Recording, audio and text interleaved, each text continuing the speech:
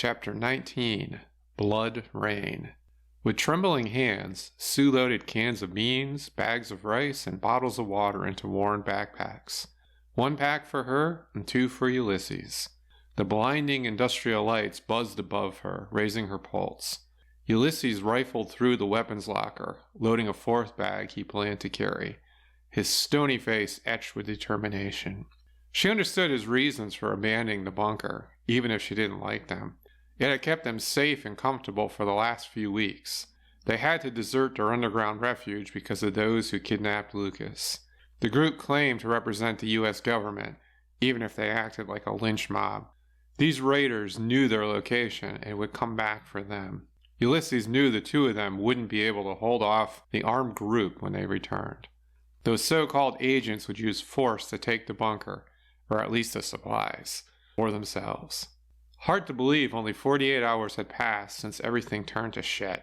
Sue and Ulysses had to escape while they still could. She hated to think about the difficulties of life outside the bunker. They hoped to make it to the rumored sanctuary camp, praying it would be a haven and not another hell on earth.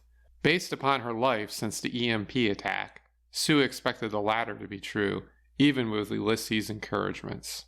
She struggled with the zipper on her bulging pack, wondering how long she'd be able to carry the heavy load. Even with all the running, Sue hadn't been an athlete. With one last look around the living quarters, she steeled herself for the inevitable. These 2 rooms had been her entire world since they arrived. Only danger and uncertainty awaited them outside of these concrete walls. What felt restrictive at first became a comfort, allowing Sue a restful night's sleep. A scuffle at the doorway to the control room caused Sue to start. With a shotgun slung over his massive shoulder, Ulysses appeared in the opening. The look on his face set Sue's heart racing. "You need to see this." His deep voice rumbled, absent his usual gentleness. Confusion and fear tainted his words. Her stomach knotted as she followed him to the control panel.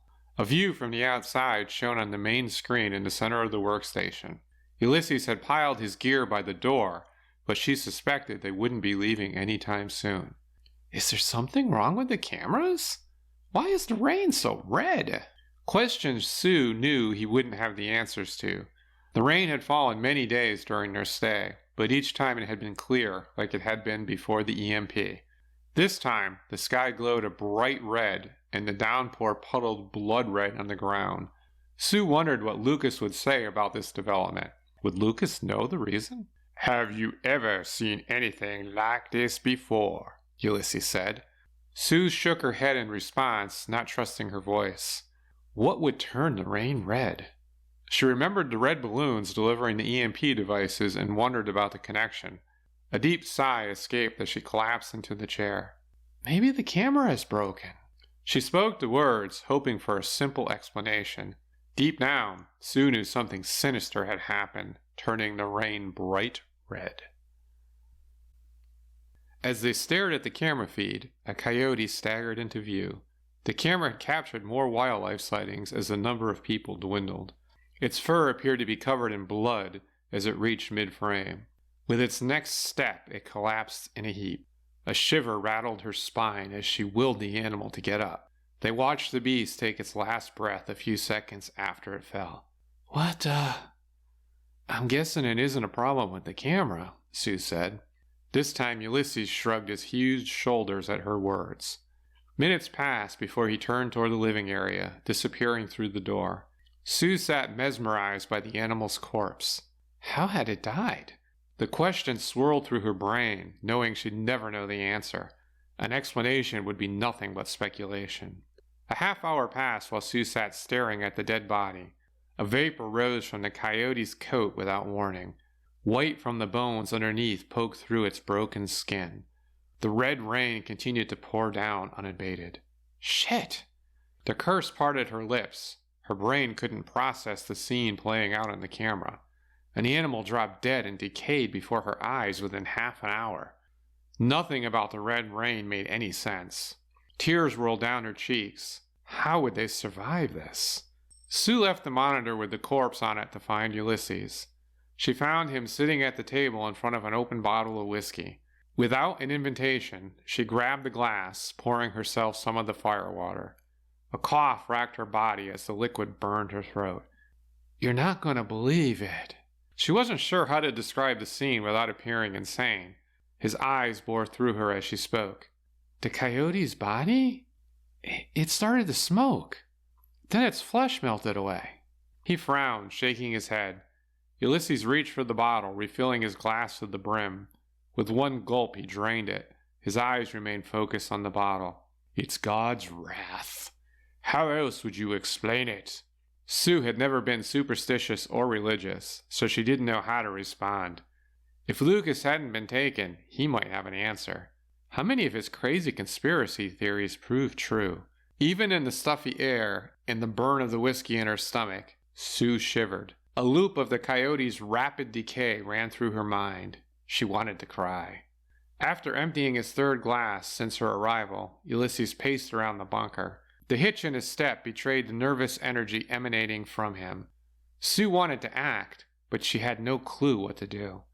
What kind of liquid would cause a body to melt?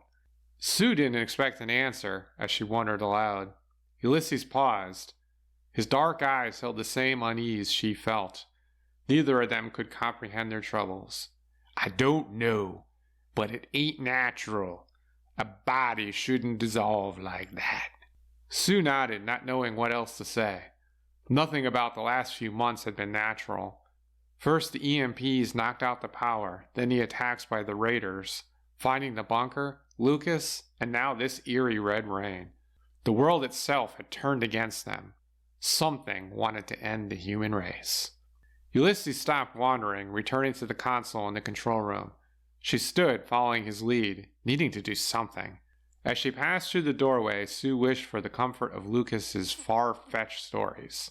His conspiracy theories made her smile. She joined Ulysses at the screens, where he stared at the feeds from the outside. The red torrent showed no signs of letting up. It looked like it fell even harder now.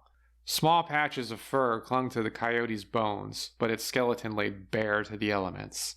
What would dissolve flesh that fast? Sue stared at the decaying form in wonder. The dead beast washed away like a pile of sugar in a downpour. She wanted to question Ulysses, but the words wouldn't come. He knew nothing more than her. Time passed in a blur. Ulysses shook his head before storming back into the residential area. Sue wanted to follow him, but gave him some time. The crazy sight shook him as much as it had her.